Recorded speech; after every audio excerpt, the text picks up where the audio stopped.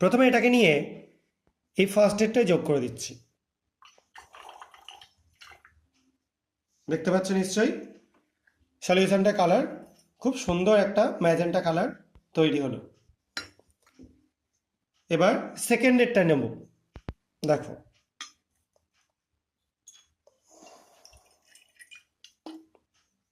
দেখো milky white একটা colour তৈরি হলো, দেখতেই পাচ্ছ সবাই।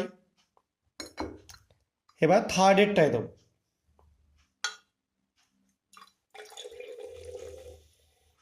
দেখতে পাচ্ছ একটা বাবলস তৈরি হচ্ছে বেশ খানিকটা, এবং গ্যাসটা আস্তে আস্তে মানে কিছুটা গ্যাস হয়ে বেরিয়ে যাচ্ছে। তো এই তিনটেতে আমরা তিন রকম কালার দেখতে পেলাম। এবার আমি আরও একটা জিনিস তোমাদের দেখাচ্ছি। এখানে আরও একটা সলিউশন আমি নিয়েছি, সেটাকে প্রথমটায় ঢালছি।